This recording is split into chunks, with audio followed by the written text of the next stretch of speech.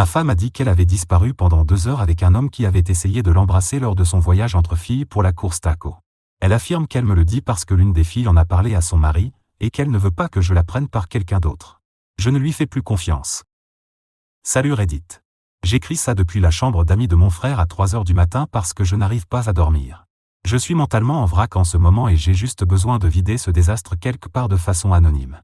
Si vous cherchez une fin heureuse, vous feriez mieux de continuer à scroller. Petites infos rapides, j'ai 34 ans, homme. Je suis chef de chantier dans le bâtiment depuis 8 ans.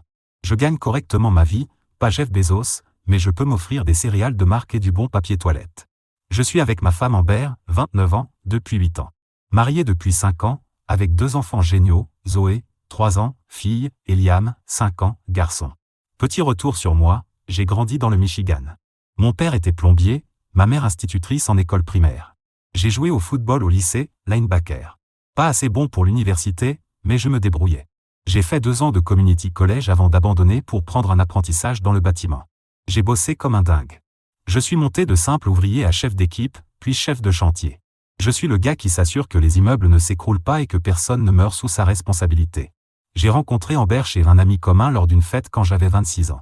C'était la copine canon dont tout le monde me mettait en garde. Fêtarde, jamais avec un mec plus de quelques mois, gros problème avec son père. Mais bon sang, physiquement, elle était largement hors de ma ligue. Blonde, corps sculpté par la salle de sport, toujours habillée comme si elle allait en boîte. J'ai ignoré tous les signaux d'alarme parce que j'étais aveuglé par sa beauté. Classique erreur de crétin, non?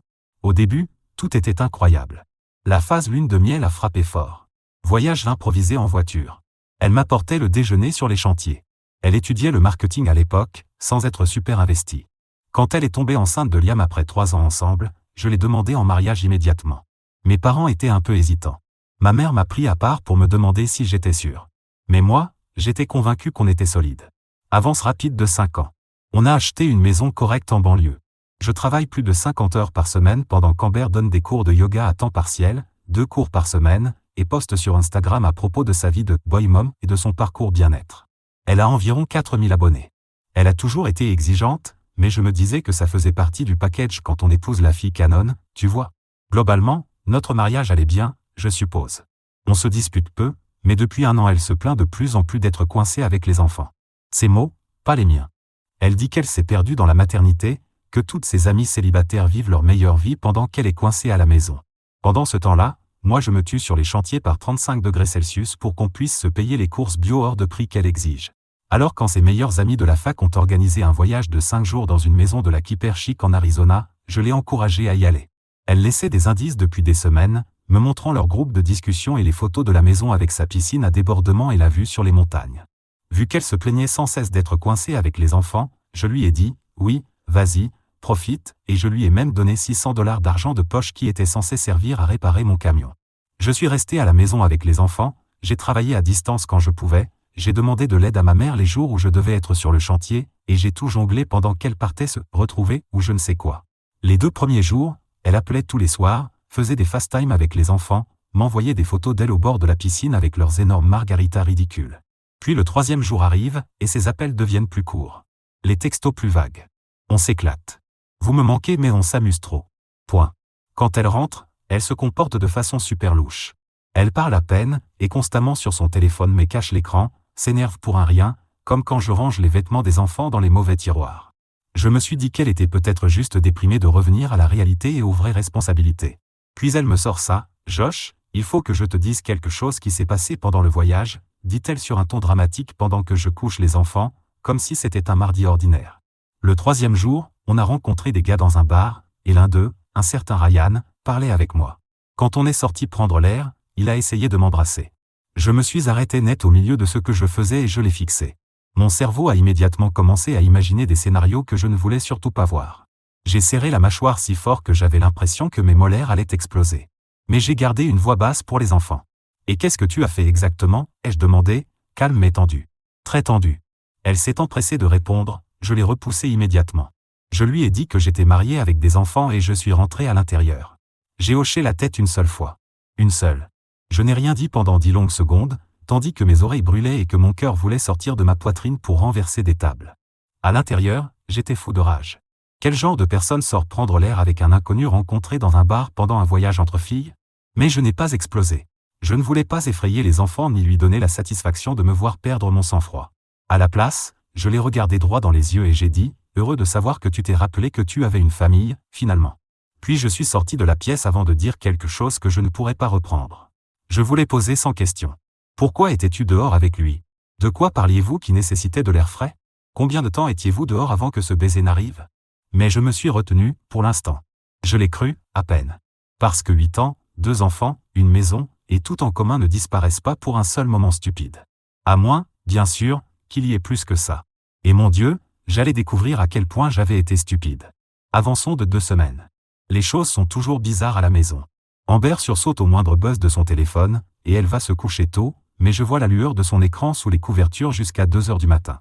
Puis hier soir, pendant que je regarde le match de basket, elle arrive avec cette tête comme si quelqu'un était mort et s'assoit au bord du canapé. Josh, il y a autre chose à propos du voyage. Il faut que je te le dise avant que tu ne l'apprennes par quelqu'un d'autre. Je mets le match sur pause. On dirait que ce voyage lui rend service, vu que les choses continuent d'en sortir. Quoi qu'elle s'apprête à lâcher, je savais déjà que ça allait faire plus mal que le score final. Son ton disait tout. Elle ne s'assoit même pas vraiment, elle reste là, comme si elle se préparait à l'impact. Kayla, son amie, a dit quelque chose à son mari à propos du voyage. Et je sais qu'il travaille dans ton entreprise, alors je ne voulais pas que tu entendes sa version en premier. Je me contente de hocher la tête pour qu'elle continue. Elle prend une inspiration. Cette nuit-là, on est allé chercher des tacos. Je cligne des yeux. Toi et ce type au hasard nommé Ryan? Le même gars qui a essayé de t'embrasser? Elle hoche la tête. C'était tard, tout le monde avait faim après avoir bu. Il a proposé de conduire, a dit qu'il voulait parler et s'excuser. Je la fixe. Donc tu es monté dans une voiture, tard le soir, seul, avec le type qui avait déjà dépassé les limites avec toi, pour aller chercher des tacos. C'était le plus sobre du groupe, dit-elle, et il traverse un divorce difficile. Il avait juste besoin de quelqu'un à qui parler. Je n'élève pas la voix, je ne bouge pas, je la regarde simplement. Tu es sûr que c'était pour des tacos? Parce que vu comment ça sonne, la nourriture n'était clairement pas le point fort de la soirée. Elle se décale sur place. On a juste roulé un moment. On a parlé. Le restaurant de tacos était loin. Loin? Je sors la carte sur mon téléphone et je l'oriente vers elle. L'endroit dont tu parles est à une 12aine de minutes de la maison du lac. Pas 1 heure. Elle ouvre la bouche, puis la referme. Et tu as dit que tout ça s'est passé après le baiser. C'est bien ça? Parce que là, je suis perdu. Avant, tu as dit que le baiser était arrivé à la fin du voyage. Elle bafouille une réponse. J'ai mélangé les jours. J'avais bu. La chronologie est floue. Le resto de tacos où vous étiez censé aller, dis-je en faisant défiler mon téléphone, ferme avant minuit. Mais tu es rentré tard. C'est bien ça? Elle hoche lentement la tête. Donc pas de tacos. Pas de photos de tacos. Pas d'emballage. Rien. Silence. Et maintenant ton téléphone est pratiquement greffé à ta main. Toujours écran vers le bas. Toujours avec toi dans la salle de bain, même quand tu te douches. Et l'autre jour, je suis entré et je t'ai surprise en train de supprimer des messages. C'était du spam, dit-elle rapidement. Je faisais du ménage. J'ai failli rire. Ton téléphone est à peine utilisé. Tu as plus d'espace libre qu'un entrepôt. Elle soupire, visiblement agacée. Tu te fais des films. Je t'ai dit que les jours se mélangent. Ryan était juste émotionnel. Il m'a montré des photos de son chien. D'accord. Il pleurait. Je ne dis rien pendant 1 seconde. Puis, très calmement, qu'est-ce qui t'a fait penser que c'était une bonne idée de partir seul avec un gars qui avait déjà tenté quelque chose avec toi? Pourquoi ne pas être resté à l'intérieur avec tes amis? Avec n'importe qui d'autre? Son expression se durcit. Et alors? Tu ne me fais plus confiance maintenant? Après tout ce qu'on a traversé? Elle tourne les talons et part appeler sa mère, celle qui la couve depuis le premier jour. Maintenant, elle s'est installée dans la chambre d'amis, ne me parle plus, agit comme si c'était moi qui avais merdé, comme si j'étais le méchant pour avoir posé de simples questions auxquelles elle aurait dû répondre honnêtement dès le départ. C'est fou. Tout ce que je demandais, c'était la vérité, mais apparemment c'est trop demandé. Mais je ne suis pas fou, hein? Ça sent le mensonge à plein nez. On a un crédit immobilier, 2 enfants, 8 ans ensemble, et elle agit comme si j'étais le connard pour avoir remis en question ces mensonges évidents à propos de ces tacos. Soyons sérieux. On sait tout ce que ça veut dire, une virée tacos, de nos jours. Impossible de me concentrer au travail le lendemain. Impossible de dormir. Mon chef d'équipe m'a demandé si j'étais en gueule de bois parce que j'avais l'air détruit. Je faisais tomber mes outils, j'ai failli tomber d'un échafaudage tellement j'étais ailleurs. J'ai fini par envoyer un message à Marc, le mari de Kayla. Salut mec. On peut boire une bière après le boulot? J'ai besoin de te parler. On s'est retrouvés dans un bar sportif miteux près du chantier. Il avait l'air super mal à l'aise dès que je suis entré. On a fait les banalités habituelles, le boulot, la famille, pendant 5 minutes avant que je lâche tout. Alors, qu'est-ce que Kayla t'a exactement raconté à propos du voyage d'Amber? Il soupire, boit une grande gorgée de bière et dit, « Écoute mec, je déteste être au milieu de ce bordel, mais, selon Mark, après que Ryan a essayé d'embrasser Amber le 3e jour, elle l'a effectivement repoussé au début. Mais Kayla a dit qu'une heure plus tard, Amber était assise à côté de Ryan autour du feu, riait à toutes ses blagues, lui touchait le bras, et l'a même laissé lui mettre sa veste sur les épaules quand il a fait frais. Il faisait 30 degrés. Le 4e jour, tout le groupe parlait du fait qu'Amber et Ryan flirtaient sans arrêt. À un moment, ils étaient dans le jacuzzi, et Amber était pratiquement assise sur ses genoux. Quand ils ont proposé d'aller chercher des tacos, personne ne les a arrêtés parce que, selon les mots de Mark, tout le monde voyait clairement ce qui se passait. Et là où ça m'a frappé de plein fouet, ils sont revenus 2 heures plus tard, sans tacos. Les cheveux d'Amber étaient en bataille et son rouge à lèvres avait disparu. Kayla a demandé où était la nourriture, et Amber a rigolé en disant « On s'est laissé distraire ». Ryan avait ce sourire satisfait toute la soirée après ça. J'ai senti mon estomac tomber jusqu'à mes bottes.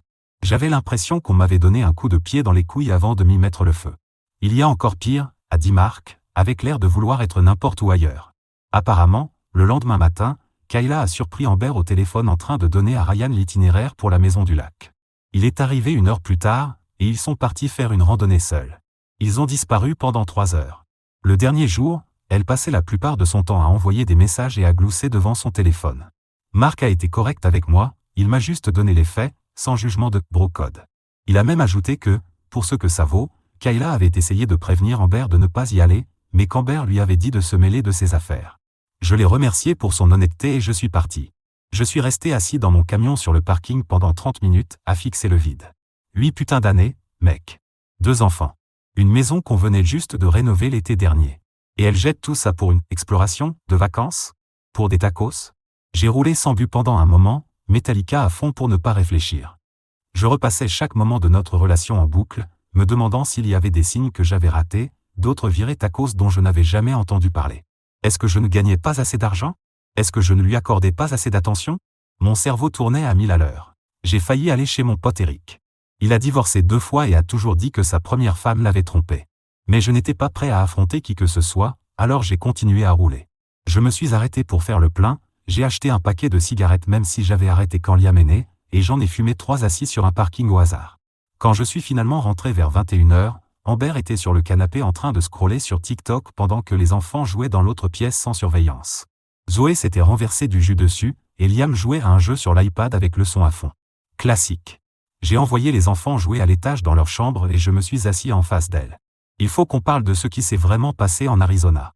Elle a levé les yeux au ciel. Oh mon Dieu, tu es encore là-dessus? C'était rien. Tu es tellement dramatique. Je lui ai dit que j'avais parlé à Mark. Son visage est passé de « agacé » à « oh merde » en une demi-seconde. D'abord, elle a essayé de descendre sa propre amie Kayla. Elle a toujours été jalouse de moi parce que Ryan me parlait plus qu'à elle. Elle essaie de créer des histoires parce que son mariage à elle est nul. Quand ça n'a pas marché, elle a essayé de discréditer Mark. Il a du mal comprendre ce que Kayla a dit. On a bien mangé des tacos, mais d'un autre endroit.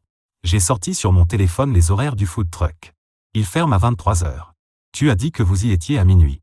Puis je lui ai montré le débit de 78 $ sur sa carte dans un bar d'hôtel près du lac à 1 h du matin cette nuit-là. Des tacos chers. C'est laquelle a fini par craquer. D'accord. On s'est embrassé encore une fois. Mais c'était juste un baiser, et je l'ai regretté immédiatement. Je l'ai fixé avec mon meilleur regard, tu te fous de moi. Elle a vu que je n'avalais pas ces conneries. Ok. On s'est embrassé dans sa voiture pendant un moment. J'étais bourré. Ça ne voulait rien dire. J'ai continué à pousser. Qu'est-ce qui s'est vraiment passé pendant ces 2 heures, Amber? Je veux toute la vérité. Là, les grandes eaux ont commencé. Des larmes de crocodile en bonne et due forme. On s'est garé près du lac et les choses sont allées plus loin, mais on n'a pas fait ça. On a juste fait d'autres trucs. C'était seulement physique. Comme si ça rendait ça mieux. Une branlette, ce n'est peut-être pas coucher avec quelqu'un, techniquement, mais ça reste de la tromperie. Et la randonnée le lendemain, ai-je demandé. Elle avait l'air choquée que je le sache. Qui t'a dit ça? Mark est un menteur. On a juste marché autour du lac. 3 heures? Et laisse-moi deviner, tu lui as aussi refait visiter l'intérieur de sa voiture? Elle est passée en mode contrôle des dégâts total. Tu as été tellement distant ces derniers temps. Tu es toujours au travail, ou avec les enfants, ou en train de jouer à tes jeux vidéo stupides. J'étais seul. Ryan, lui, m'écoutait vraiment. Il me complimentait, il me faisait me sentir désiré à nouveau. Puis elle a sorti la carte, pense à Liam et Zoé, en utilisant nos enfants comme boucliers émotionnels. C'est à ce moment-là que j'ai su que c'était totalement fini. Utiliser nos enfants pour couvrir son infidélité? Non. Je reste chez Dave ce soir, ai-je dit, en parlant de mon frère. Ne m'appelle pas. Tu pars, a-t-elle hurlé, paniquant soudainement. Pour une erreur stupide? Ça ne voulait rien dire. Ce n'est pas comme si j'étais amoureuse de lui. Je suis montée à l'étage, j'ai fait un sac pendant qu'elle me suivait en pleurant et en essayant de m'attraper le bras.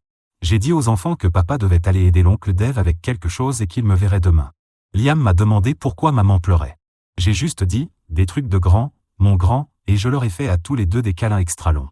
Cette nuit-là, j'ai consulté nos relevés téléphoniques sur mon ordinateur portable. Amber envoyait des messages à un numéro de l'Arizona plusieurs fois par jour depuis le voyage, parfois 40 à 50 messages en une seule journée. Quand je l'ai confrontée par texto, elle a dit, il prend juste des nouvelles pour s'assurer que je vais bien après ce qui s'est passé. Bien sûr. Janvier. Je n'arrivais même plus à la regarder sans l'imaginer en train de faire le forfait voiture de luxe à Ryan pendant que j'étais à la maison à m'occuper de ses enfants, à nettoyer sa maison et à me tuer au travail pour financer son train de vie.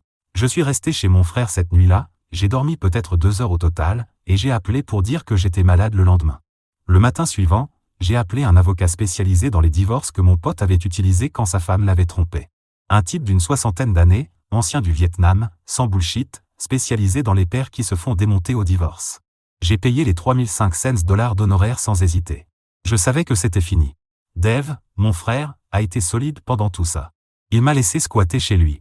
Il a écouté mes délires. Il n'a pas jugé quand je me suis mis minable et que j'ai pleuré comme une merde sur sa terrasse à 2 heures du matin. Il n'a jamais vraiment aimé Amber de toute façon. Il la trouvait trop exigeante dès le premier jour. Amber est entrée en panique totale quand elle a compris que j'étais sérieux. Elle m'a appelé 37 fois ce jour-là. J'ai répondu une seule fois pour lui dire que je passerais prendre d'autres affaires et voir les enfants. Elle s'est pointée chez Dave à l'heure du dîner, hystérique, disant qu'on devait absolument parler de tout ça. Dave lui a dit de partir avant qu'il appelle les flics. Elle a laissé un mot sur mon camion disant en gros, je ferai n'importe quoi pour arranger ça. Trop tard. Et quand je suis rentré à la maison pour récupérer des affaires et voir les enfants, elle me suivait partout en pleurant, disant qu'elle ferait n'importe quoi pour réparer ça. Thérapie, supprimer les réseaux sociaux, arrêter le yoga, tout ce que je voulais. C'était juste une erreur. Tout le monde fait des erreurs. Ouais. Oublier de payer la facture d'électricité, c'est une erreur. Laisser un type te tripoter dans sa voiture, c'est un choix. Sa mère m'a appelé et a eu le culot de dire, le mariage a des hauts et des bas, Josh. Tu dois être la personne la plus mature ici et traverser cette période difficile. J'ai vraiment ri et j'ai répondu, donc si ton mari se faisait faire une pipe par une inconnue, tu appellerais ça une période difficile? Elle m'a raccroché au nez. Pendant ce temps, mon frère et mon père m'aidaient à déménager mes affaires essentielles dans la chambre d'amis de mon frère. Mon père n'a pas dit grand-chose. Juste, tu fais ce qu'il faut, mon fils, en m'aidant à porter les cartons. C'est tout ce que j'avais besoin d'entendre. Et c'était irréel. Genre, une semaine avant, j'étais un mec marié normal, à me soucier des taux du crédit immobilier et de mon équipe de fantasy football. La semaine suivante, je tapais sur Google, comment fonctionne la garde des enfants? Et je faisais des tests de MST. Revenu négatif, Dieu merci. L'Instagram d'Amber est parti en roue libre. D'un coup, elle postait des photos souvenirs de nous en famille heureuse, des citations sur le pardon, et des captures d'écran de vieux messages entre nous, avec des légendes du genre se battre pour ce qui compte et tout le monde mérite une seconde chance. Les commentaires étaient remplis de ses amis basiques à dire des trucs comme reste forte maman et on prie pour vous. Un cirque, littéralement. Annoncer aux enfants que papa allait rester chez l'oncle Dave pendant un moment a été la partie la plus dure. Mon fils de 5 ans m'a demandé si maman et papa étaient fâchés l'un contre l'autre. Ma fille de 3 ans s'est juste mise à pleurer parce qu'elle ne comprenait pas. Ça m'a brisé. J'ai demandé le divorce 2 semaines après sa confession. Puis Amber s'est fait signifier les papiers pendant son cours de yoga, ce que son avocate a ensuite qualifié des « humiliations délibérées ». Je n'ai pas choisi ni le moment ni l'endroit, mais bon. Elle m'a appelé en hurlant que je détruisais notre famille. Assez sûr que c'est elle qui l'a détruite quand elle a décidé que « tacos » était un code pour faveur sexuelle. Amber est retournée vivre temporairement chez ses parents pendant que je restais chez mon frère. On a commencé cette coparentalité ultra gênante où on se passait les enfants sur le parking de Target sans se regarder. Son père est venu une fois pour l'échange et a essayé de me faire la leçon sur l'engagement. J'ai juste dit, tel père, telle fille, j'imagine, puis je suis parti.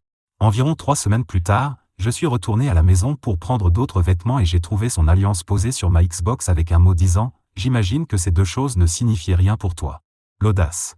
J'ai pris une photo et je l'ai envoyée à mon avocat. Elle a tout tenté pour me récupérer. Elle s'est pointée une fois sur mon chantier avec les enfants. Mon chef de chantier l'a renvoyée. Elle m'a envoyé des photos en lingerie à 2 heures du matin avec des messages du genre souviens-toi de ce que tu perds. J'ai bloqué ce numéro. Elle a fait appeler ses amis pour me dire qu'elle allait très mal? Je m'en fiche. Sa mère a même coincé ma mère au supermarché pour la supplier de me raisonner. Ma mère lui a dit d'aller se faire voir. Je suis passé par toutes les émotions. La rage, la dépression, le doute de soi, encore la rage, de brefs moments de faiblesse où j'ai failli l'appeler, puis retour à la rage. Mon équipe sur le chantier l'a remarqué et a commencé à m'inviter plus souvent à sortir, ce qui m'a vraiment aidé. Les potes avant les nanas, clairement. La procédure de divorce a été brutale.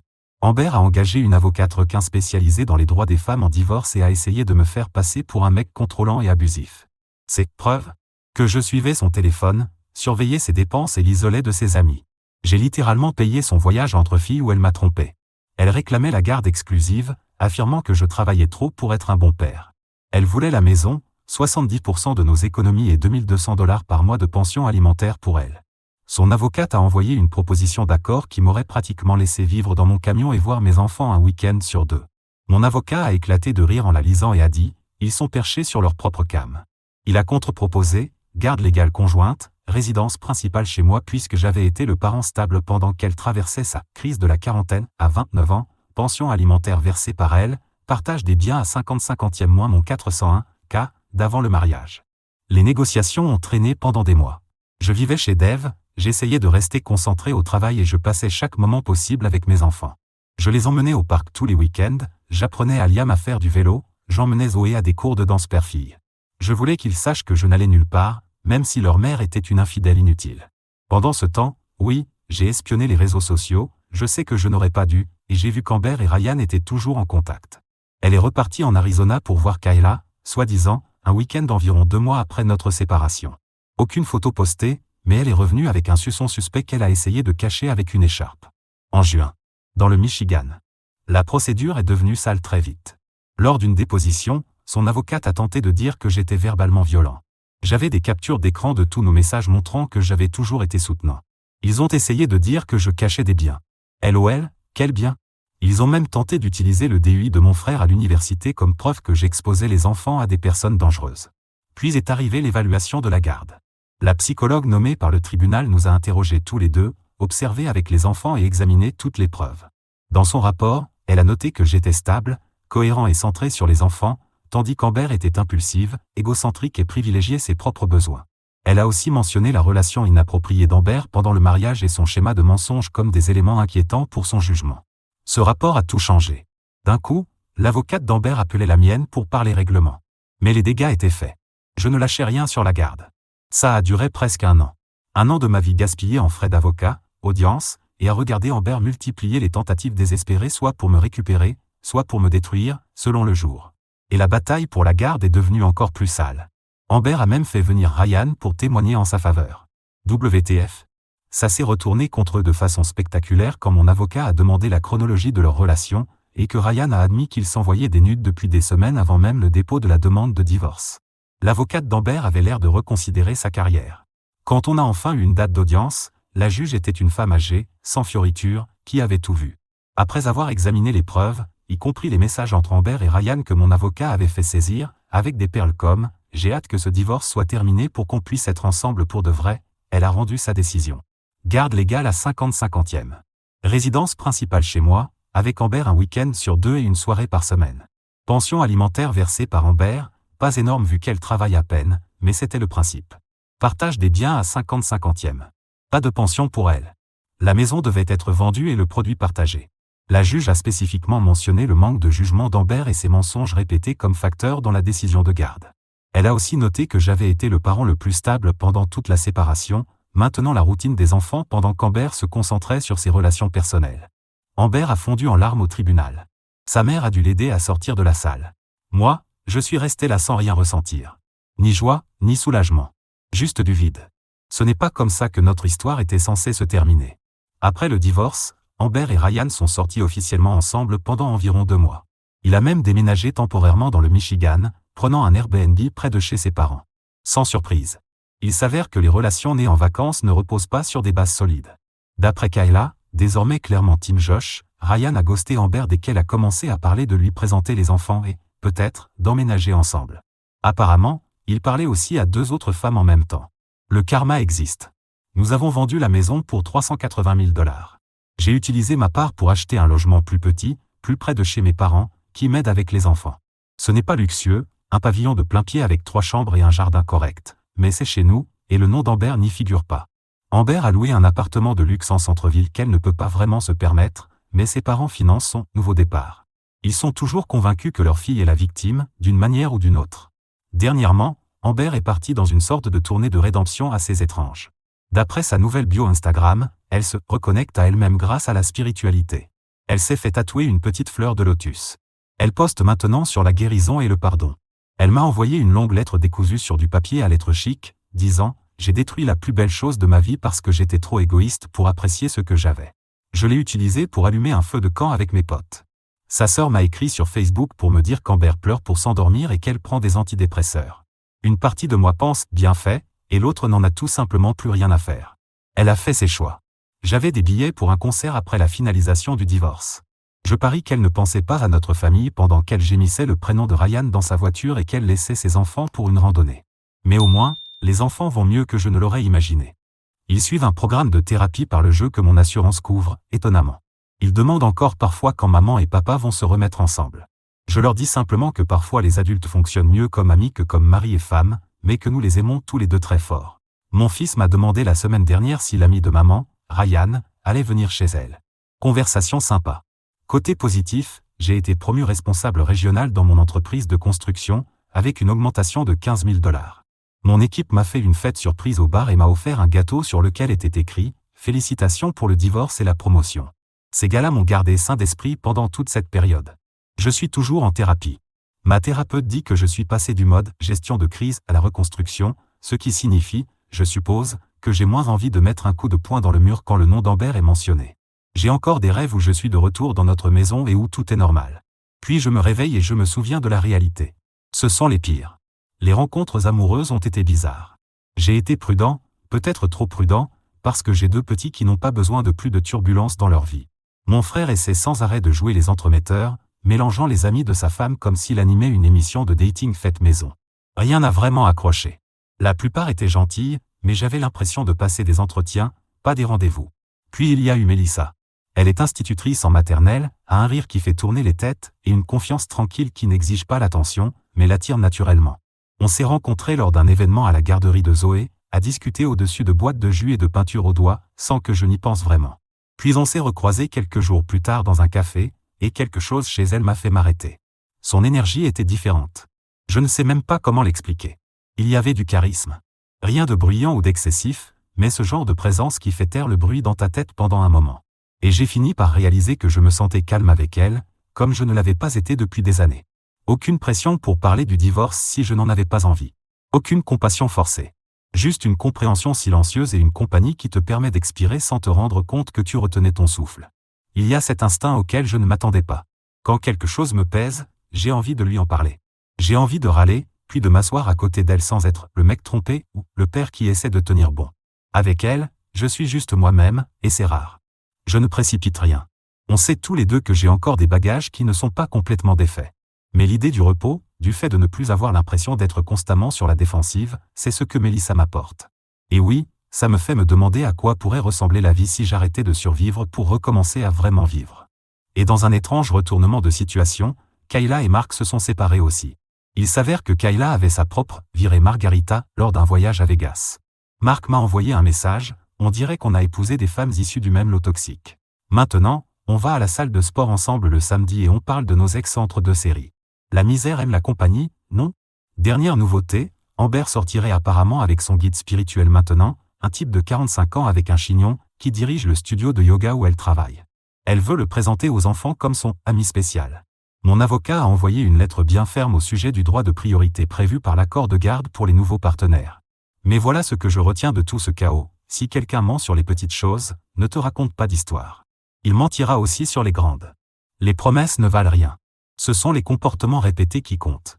Les enfants, eux, s'en remettent plus vite qu'on ne le pense. Mon fils s'accroche toujours à son vieux dinosaure en peluche de quand il était tout petit. Honnêtement, il gère ce divorce mieux que moi la moitié du temps. Les vrais amis ne disparaissent pas quand ça devient moche. Mon équipe de chantier a été irréprochable. Mon chef n'a même pas sourcillé quand j'avais besoin de temps. Les gars n'ont jamais insisté sauf si j'en parlais moi-même. Ils étaient juste là. Sans poser de questions. Ça, c'est de la vraie loyauté. Et pour tous les pères qui s'inquiètent du tribunal, oui, on peut obtenir la garde si on s'investit et qu'on prouve qu'on est le parent stable, mais il faut tout documenter comme si c'était un travail à plein temps. Quant au mariage, si jamais je recommence, il y aura un contrat de mariage avec une clause interdisant spécifiquement les virées tacos avec des inconnus. Point final. Aucune discussion. Et avancer? Ce n'est pas une montée parfaite et linéaire. Certains jours, je vais bien. D'autres, je me surprends à fixer sa voiture et à penser à des choses qui ne sont clairement pas saines. Apparemment, ça fait partie du processus. Merci d'avoir suivi ce naufrage, Reddit. Vos commentaires et votre soutien m'ont aidé à traverser l'année la plus sombre de ma vie. Levez un verre à la mort de mon mariage, mais aussi à la naissance de mon respect de moi-même. Et si jamais votre femme vous dit qu'elle part faire une virée tacos à minuit avec un inconnu, commencez à appeler des avocats spécialisés en divorce. Croyez-moi. TL, DR, ma femme est partie en voyage entre filles, a fait une virée tacos avec un type, m'a menti progressivement sur son infidélité, a fini par admettre qu'elle avait couché avec lui plusieurs fois, a essayé de me prendre mes enfants et mon argent, a perdu au tribunal, et sort maintenant avec son gourou spirituel pendant que je reconstruis ma vie un jour à la fois.